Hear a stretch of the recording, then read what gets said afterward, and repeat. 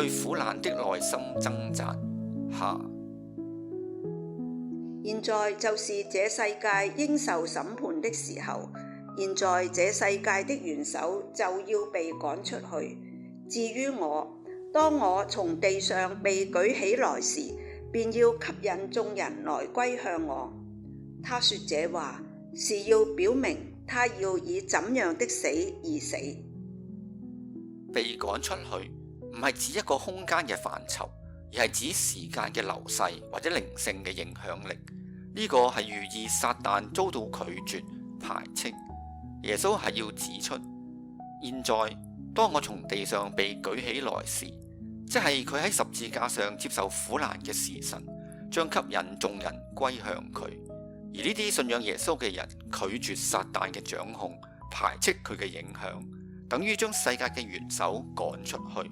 換句話講，喺耶穌嘅十字架之後，撒旦嘅勢力將逐漸消減。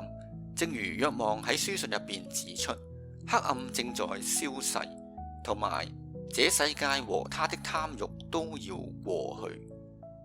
於是群眾回答他說：我們從法律知道默西亞要存留到永遠，你怎麼說人子必須被舉起呢？這個人子是誰？法律除咗指梅瑟五書，亦都可以泛指成部舊約。不過即使喺整部舊約入邊，亦都揾唔到默西亞要流傳到永遠呢一個嘅申明。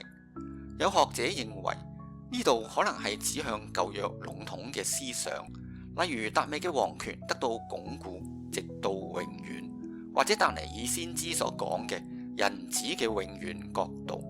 呢批群眾顯然充滿咗呢啲咁樣嘅政治性嘅民族主義色彩極為濃厚嘅期盼。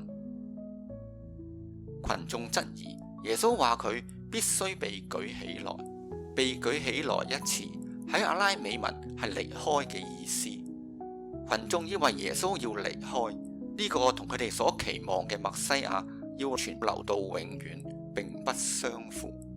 聖史不斷喺福音入邊表述猶太人以佢哋傳統關於默西亞嘅正統教訓嚟衡量耶穌嘅身份，例如默西亞必須出於達味家，生於白冷，或者默西亞應該係隱藏嘅。佢哋嘅結論係耶穌並唔符合呢啲猶太權威嘅標準。喺呢度，群眾又列出咗另一個指標，期望耶穌澄清佢能唔能夠達標。耶穌遂給他們說：光在你們中間還有片刻，你們趁着還有光的時候，應該行走，免得黑暗籠罩了你們。那在黑暗中行走的，不知道往哪裏去。耶穌冇正面回答群眾嘅疑問，唔澄清佢人子或者默西亞嘅身份，但係指出身為光明嘅佢只會多臨在片刻，藉此重申佢以往曾經提出嘅警告，把握時機係必要而且迫切嘅。耶穌喺呢度引入光明同埋黑暗對比嘅主題，將討論從知識嘅層面轉到去倫理層面。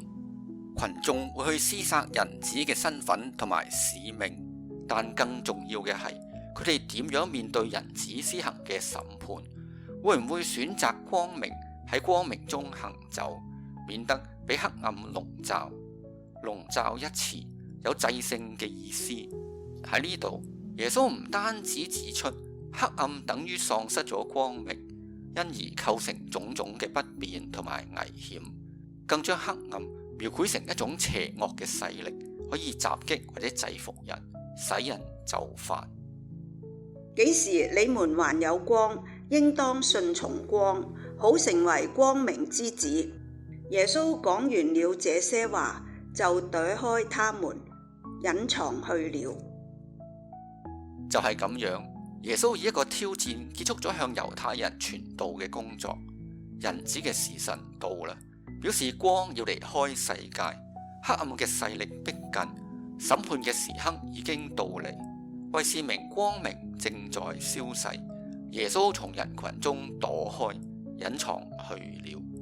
早前耶穌喺帳棚節之後亦都從人群中隱沒了，以躲避群眾嘅襲擊。喺呢度，耶穌再次隱藏去了，因為佢呢個世界的光已經向猶太人做咗最後一次嘅邀請，希望佢哋相信並且喺光中行走。